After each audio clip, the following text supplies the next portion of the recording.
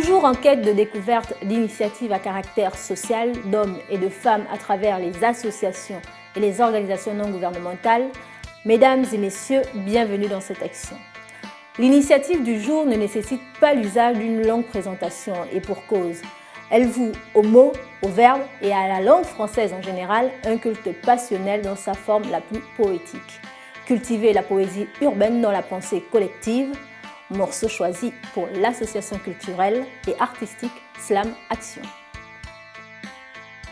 Depuis son apparition aux États-Unis dans les années 80 et son expansion en Europe, en France notamment dans les années 90, le continent africain s'est également laissé séduire par le slam, poésie urbaine de ce 21e siècle. Quoique les avis soient partagés, certains auteurs parlent d'une pratique ancienne revisitée.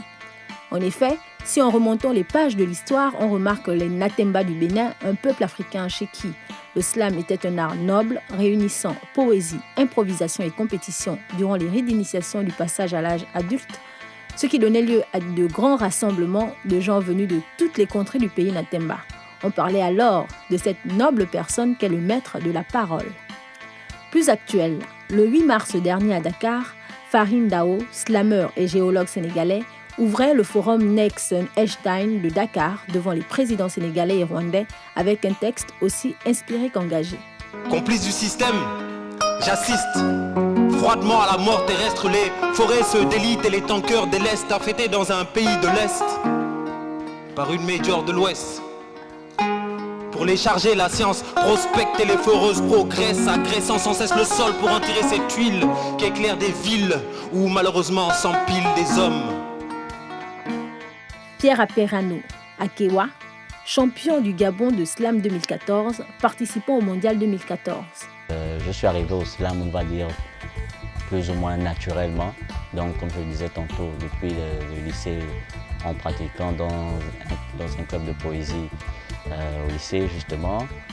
À l'université, j'ai continué à écrire. Et là, j'ai eu à découvrir des slameurs internationaux de talent comme Souleymane Diamanka, comme Abdel Malik. Ces personnes-là m'ont beaucoup inspiré. Et justement, dans mon écriture, je pense qu'il y a aussi un peu de ça, ce style d'écriture que d'aucuns qualifient souvent d'élitiste, parce qu'au Gabon, on a souvent cette petite peur-là du texte un peu trop bien écrit, en fait. Très carré, respectant les normes de la poésie classique. Et c'est beaucoup plus dans ce genre-là que je me retrouve. Design, l'aristocrate. 3e à la Coupe du Gabon 2013 et la Coupe du Bénin Slam en 2012, finaliste à la Coupe du Gabon 2014-2015 et administrateur de la plateforme média internationale WhatSlam International.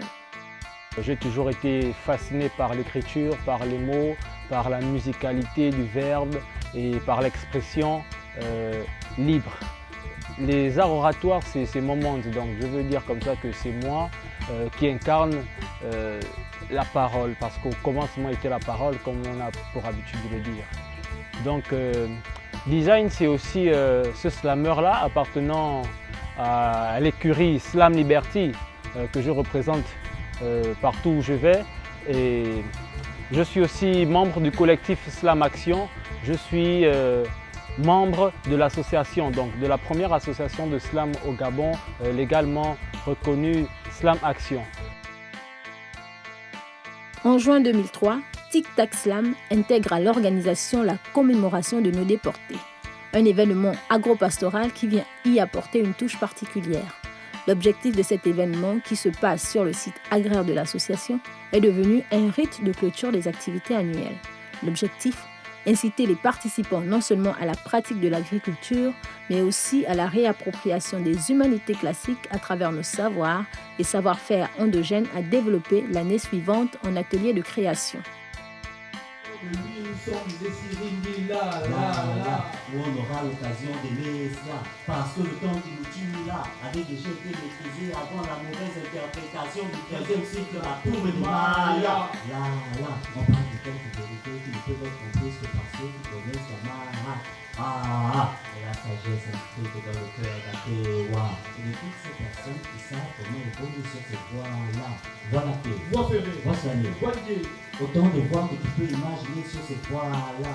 Voilà pourquoi avant de comprendre ce qu'il y a là-bas, on s'intéresse d'abord à ce qu'il y a là. Juste là. À quelque part de là où tu tiens tes pas là, paru à tôt. Le premier à tôt. Donc c'est le livre de son titre et puis est par lui que scintillera. Je vous assure que cette histoire a bien eu lieu, mais ça fait déjà cala. Et Dieu Gazette à peu près même là. N'était pas encore là. Juste là.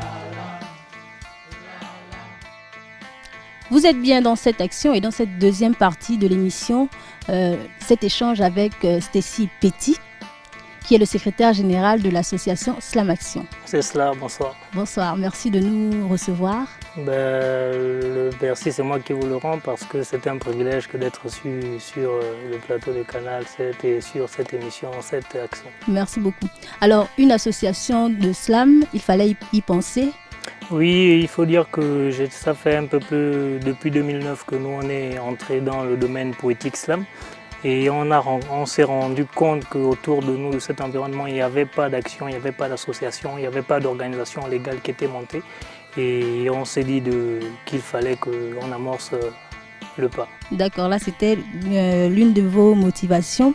Alors déjà, comment se porte le slam dans le continent africain? Le slam dans le continent africain suit sa progression courante. Il faut dire que le slam arrivé en Afrique un peu plus tardivement que chez les autres. Au Gabon, il est arrivé en 2004. Donc de 2004 à maintenant, il y a juste une dizaine d'années qui est passée. Donc le slam suit son évolution petit à petit. On a le slam qui est présent déjà dans beaucoup de pays en Afrique, que ce soit dans la région francophone ou anglophone. Donc aujourd'hui, on a plus de 4-5 pays qui participent à la Coupe mondiale en France. Donc je pense que le slam ne fait qu'évoluer en Afrique et d'ici les 5 prochaines années, ce sera la plaque tournante, sinon le carrefour mondial de la poésie slam. C'est ce à quoi vous aspirez? C'est ça à quoi on aspire et on pense qu'on est dans l'optique où il faudrait maintenant viser l'internationalisation de notre poésie parce que notre poésie, avec sa particularité, son histoire, son environnement, a beaucoup à offrir au monde et à parler d'elle en fait. Alors quelle est la différence avec vous et les autres associations, parce qu'il y en existe maintenant, des associations de slam? Quelle est la différence? Nous, on est une association culturelle et artistique montée par des poètes slameurs. Donc on n'a pas voulu simplement se figer sur le caractère poétique slam, mais on est plus resté dans la globalité des arts oratoires. Donc nous, on est dans la promotion et la valorisation des arts oratoires et urbains. Et c'est un peu ça qu'on essaie de faire un peu partout où on part. On a commencé notre histoire du côté de la province de Logoué-Maritime à Port-Gentil parce que cette province, à l'époque, il faut dire que le slam ne se développait que du côté de Libreville et on avait jugé utile d'aller un peu plus dans l'intérieur parce que le slam avait beaucoup apporté aux jeunes, surtout avec son caractère parascolaire, ludique. Donc on allait de ce côté de la province de Port-Gentil, on a monté le premier atelier de formation d'écriture en partenariat avec l'Alliance franco-gabonaise. Et aujourd'hui, on a formé plus d'une vingtaine de jeunes poètes qui sont déjà aguerris dans la pratique de la poésie. Et quel est le devenir du slam en fait? Le slam, c'est un art. C'est un art comme c'est un art, une discipline artistique comme le rap, comme le chant. Et justement, nous, on vise la professionnalisation de justement des personnes qui pratiquent cette poésie-là, de sorte qu'elles puissent vivre, se consacrer à cet art qui pourrait devenir professionnel, un métier. C'est un peu ça. D'autres activités parallèles peut-être pour financer vos actions? Pour l'instant, il faut dire que la culture au Gabon, elle n'est pas sérieusement promue, elle n'est pas vraiment accompagnée. Donc c'est les acteurs culturels eux-mêmes qui se battent à points et pliés liés à faire vivre la chose artistique au Gabon. Donc c'est ce qu'on essaie de faire avec nos maigres moyens.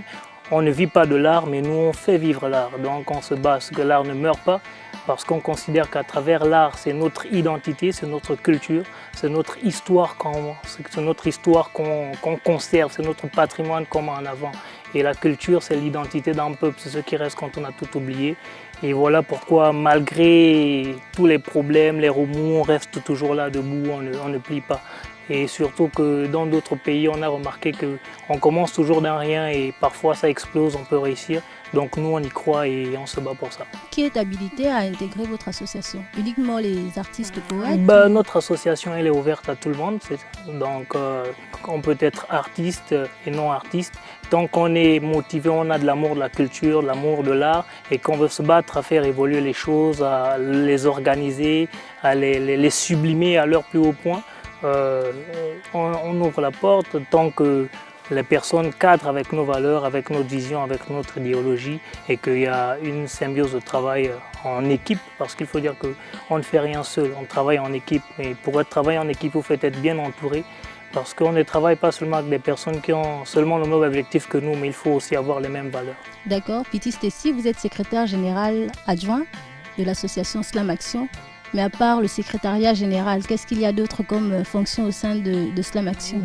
Il faut dire que Slam Action, elle a un bureau qui est organisé principalement autour d'un secrétariat général. On a une trésorerie, on a le responsable de la discipline, on a le conseiller stratégique, on a un responsable de développement, un coordinateur d'activité, un responsable de communication et un manager. Donc c'est un peu le bureau directeur qui dirige jusqu'à présent les activités depuis 2013. Vous entretenez une grande relation avec le bien-être.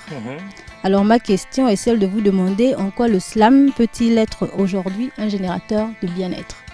Alors cette relation que nous on a avec le bien-être est très essentielle parce que le bien-être traduit l'état global de santé ou bien de satisfaction, d'aboutissement de quelqu'un, l'épanouissement, l'accomplissement. Et je pense que tout être humain arrive sur cette terre pour se sublimer, pour s'accomplir, s'auto-réaliser, c'est très important.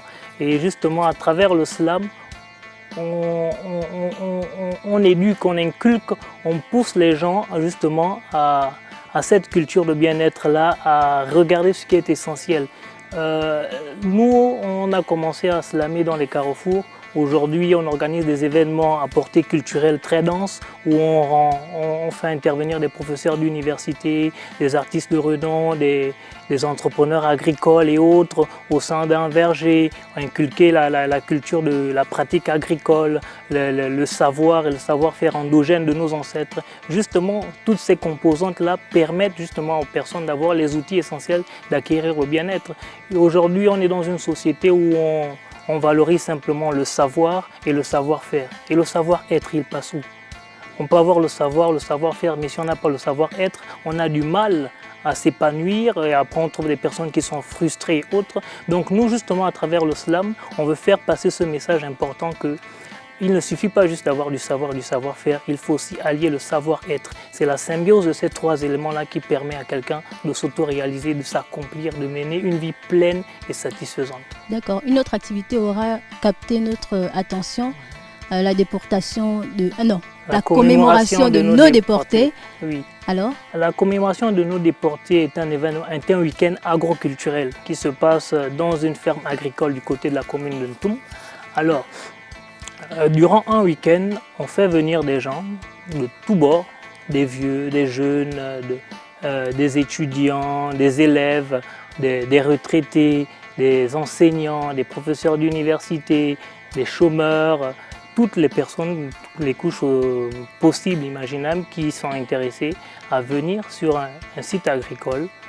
On leur montre, on leur fait le tour du propriétaire, on leur montre comment est-ce qu'on tient un site agricole, l'importance de pratiquer une agriculture saine, un élevage sain pour avoir une alimentation saine afin qu'il favorise un état de santé sain. Donc, et à travers cet événement agroculturel, on ne vend pas seulement que la partie agricole, on vend aussi la partie culturelle. Parce que justement, nous, on est des peuples matriarcats et le matriarcat est lié à l'agriculture. Notre histoire culturelle est liée à la pratique de l'agriculture. Donc, à travers cet événement, on fait revenir l'histoire de nos ancêtres telle que vue par nos ancêtres, les savoirs et les savoir-faire découverts par nos ancêtres, engendrés par nos ancêtres sur le continent, parce qu'on considère qu'il ne suffit pas seulement de copier ailleurs. On a des modèles de réussite chez nous, il faudrait qu'on s'approprie ces modèles. Chez nous, vous parlez de l'Afrique? Je parle du continent globalement. D'accord. Que ce soit globalement ou partiellement. On a pas mal de ressources et de modèles de réussite sur lesquels on devait s'appuyer pour rebâtir notre société, notre civilisation. C'est le discours que nous on vend. On est plutôt sur la réappropriation de l'identité culturelle, du patrimoine qui est le nôtre. Parce qu'aujourd'hui, on remarque qu'en Afrique, le patrimoine culturel, il est galvaudé, il est délaissé, surtout dans notre pays, le Gabon. On n'a même pas un musée, on ne peut pas retracer notre histoire culturelle, on n'a pas cette valorisation-là, on n'a pas un rapport intense à la culture et au patrimoine. Nos patrimoines pourrissent dans nos villages, se délaissent, notre histoire s'en va avec nos anciens. Et nous, on est là pour dire que ça en a assez, on veut se réapproprier notre histoire. Notre histoire doit vivre parce que c'est ce qui fait ce que nous on est. Principalement pour cette activité, quelle est votre capacité d'accueil?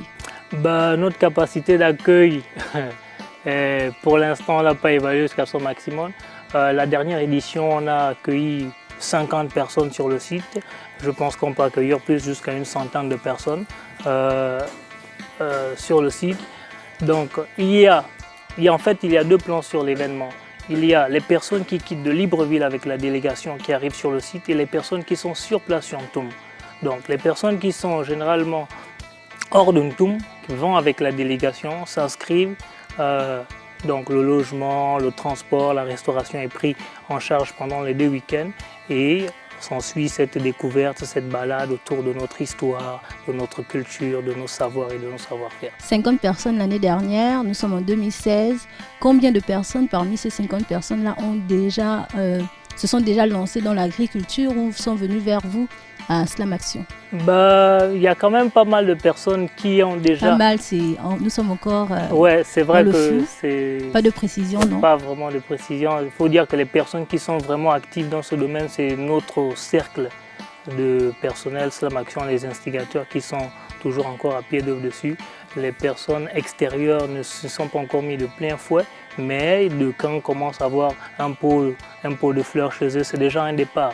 À partir du moment où on commence à prendre la responsabilité de gérer la vie, parce que les plantes, tout ça, ce sont des êtres vivants.